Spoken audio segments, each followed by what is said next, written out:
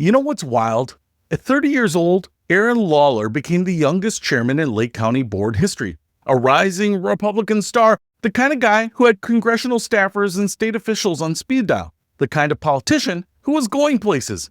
And then, in July 2018, it all came crashing down in the most spectacular fashion possible. I'm talking about a scandal that involved misused county credit cards, a drug addiction, an Illinois State Police investigation, and a political career that imploded so fast it left everyone in Illinois' third largest county wondering what the hell just happened. But here's the thing that makes this story interesting. This isn't just another politician falls from grace tale, because Aaron Lawlor didn't slink away into obscurity. He didn't hide. He did something that almost never happens in politics. He got honest, brutally, uncomfortably honest. So let's talk about what really happened to Aaron Lawlor. And more importantly, let's talk about where he is now, because that's where the story gets genuinely fascinating. Aaron Lawlor was, by all accounts, a political wunderkind. He started on the Lake County Board at just 26 years old through an appointment in 2009. By 2012, at the ripe old age of 30, he became the board's chairman, making him the youngest person ever to hold that position. This wasn't some backwater position either. Lake County is Illinois' third largest county. We're talking about overseeing a budget, managing over 2,000 employees, dealing with 11 different bargaining units. Real responsibility. He had the pedigree too. Lake Forest College grad, MBA from the Lake Forest Graduate School of Management. Before the county board, he had worked for Senator Mark Kirk and the Illinois Comptroller Judy Bard-Topinka. He was on the board of Cook Memorial Library during a $14 million library project. The guy was building a resume that screamed future congressman or maybe even future governor. But behind the scenes, something else was building, something darker. On July 30th, 2018, Aaron Lawlor made an announcement that shocked Lake County politics. He was taking a 30-day leave of absence to enter rehab for drug addiction. Just like that, no warning, the chairman of the county board, in the middle of his third term, basically says, "I need help," and he walks away. But then, within days of that announcement, things got worse, much worse. A Freedom of Information Act request uncovered something that would trigger an Illinois State Police investigation. Aaron Lawlor had been using his county-issued credit card, his P card as they call it, for personal expenses. And we're not talking about one or two accidental charges. According to expense reports obtained by CBS Chicago and reviewed by the Daily Herald, Lawlor used that credit card for out-of-state travel, downtown Chicago hotel stays, meals, Uber rides, over $3,800 in what he himself called inadvertent personal charges dating back to 2016. Here's where it gets both sad and kind of desperate. On some of those expense reports, you can see Lawlor's handwriting, scribbled notes trying to explain things away. One note from July 2017 reads, "I since reimbursed the county for all expenses incorrectly charged, and I put safeguards to ensure it will not happen again." Another from January 2018 says, "I may have exceeded meal allowances. It could be misconstrued as a personal charge." Translation? He knew. He knew what he was doing was wrong, and he was trying to cover his tracks. Badly. The Illinois State Police opened a formal investigation in August 2018. The Lake County State's attorney, the sheriff, and the acting board chair all agreed they needed an outside agency to handle this because the optics of investigating your own chairman, it's not great. But wait, there's more, because the credit card scandal wasn't the only financial mess Aaron Lawlor was dealing with. The Illinois State Board of Elections hit him with a $15,000 fine for failing to file any campaign finance reports since November 2016. His campaign committee just stopped filing disclosures for years. Court records showed he was dealing with foreclosure proceedings, eviction proceedings, and over $10,000 owed to credit card companies. The guy was drowning financially, and he was using county resources to keep his head above water. Within weeks of the scandal breaking, Lawlor formally withdrew from his re-election bid. His leave of absence became indefinite, and while some county board members wanted him removed immediately, they discovered something interesting. There was no legal mechanism to remove a Lake County Board chairman who was appointed by fellow commissioners. They were stuck with him until the end of his term in November 2018. The board was so frustrated by this that they actually lobbied the state legislature to create a removal process, just so the situation could never happen again. That's how bad it got. Now, here's where most political scandal stories would end. Disgraced politician disappears, maybe he writes a book, maybe he becomes a lobbyist somewhere far away. But Aaron Lawlor did something different. In September 2018, still under investigation by state police, Lawlor gave a 15-minute presentation at the Vernon Area Library in Lincolnshire. The video got posted on YouTube, and in that video, he said something that would explain everything. I was HIV positive and perpetually ashamed, afraid and self-destructive because of it. My loneliness turned to isolation, and I turned to drugs. I was a gay Republican in the suburbs, for heaven's sakes. If you look up the definition of self-loathing in the dictionary, it should read gay Republican. That's a hell of a thing to admit publicly. He came out as both gay and HIV positive while under criminal investigation. He talked about isolation, about shame, about how drugs became his connection to other people when he felt completely alone. Mark Shaw, chairman of the Lake County Republican Central Committee, said he was disappointed by Lawlor's characterization of the party. He insisted the party had always supported Lawlor, even after he came out as gay in 2017. But Lawlor's point wasn't really about the party structure. It was about how he felt. And feelings don't always line up with reality, especially when you're dealing with addiction and internalized shame. By September 2019, when Lawlor appeared on WTTW Chicago Tonight to talk about his recovery, he made a remarkable statement. He said, "When I went into rehab and said I'd rather lose my job than my life, I meant it. I was close to not making it another year." Think about that. At 36 years old, the youngest Lake County board chairman in history genuinely believed he might not survive another year. He also revealed something important about the investigation. I've paid the county back in full for those expenses. And at this point, don't know if the investigation is ongoing or not. I was never formally charged with anything.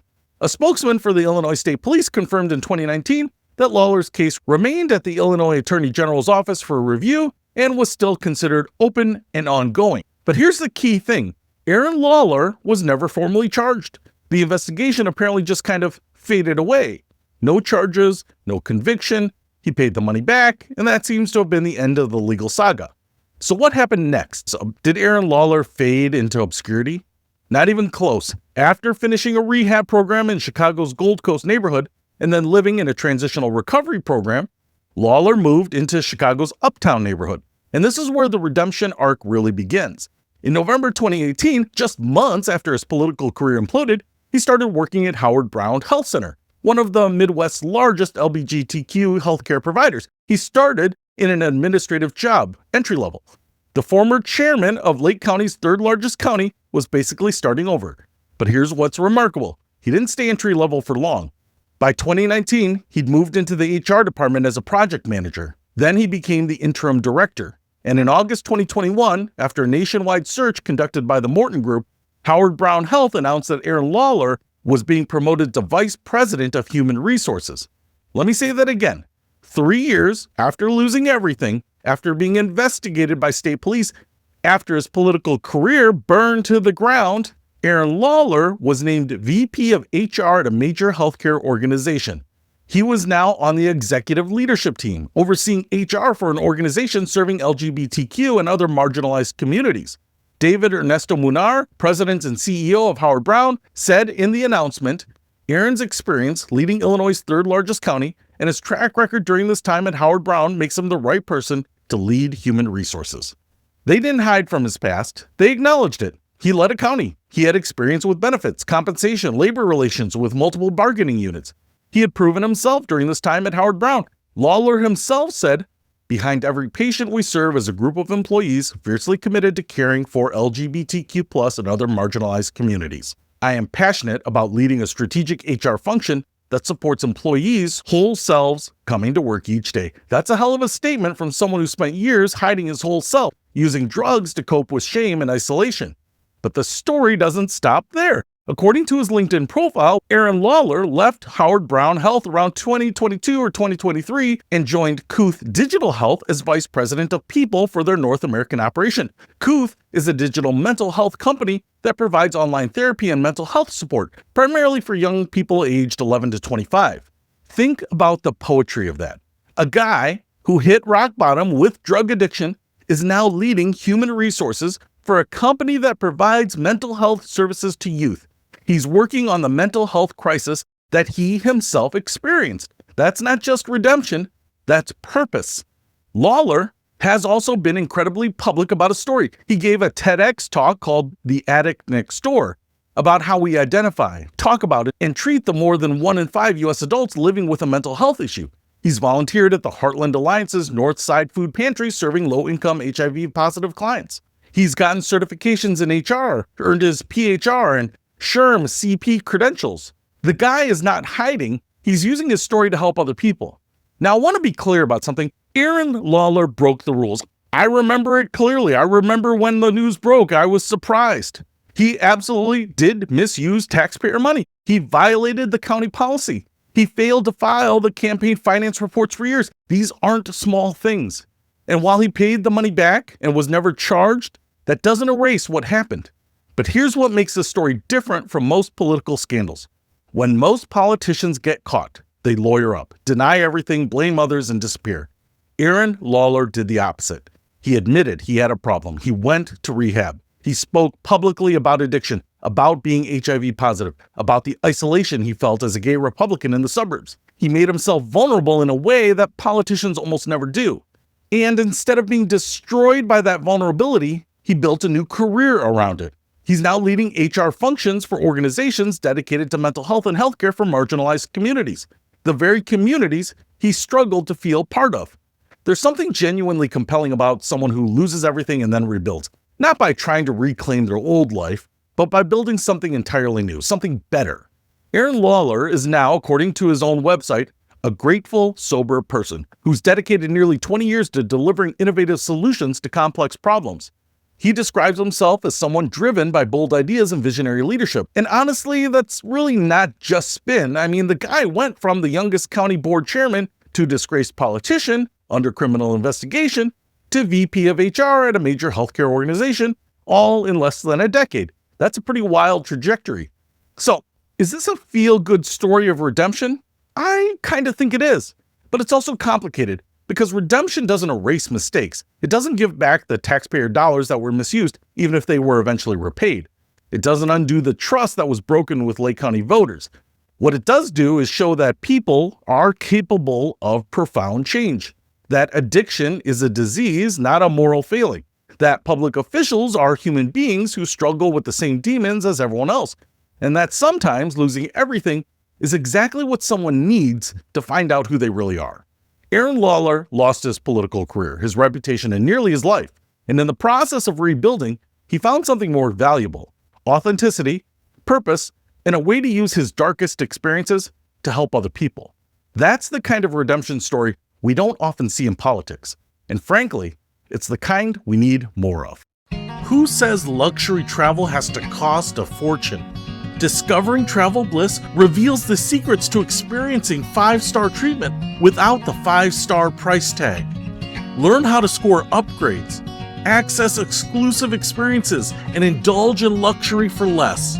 From hidden gem boutique hotels to insider tips for first-class flights, this book is your key to unlocking a world of affordable luxury. Elevate your travel experience without emptying your bank account. Get your copy today.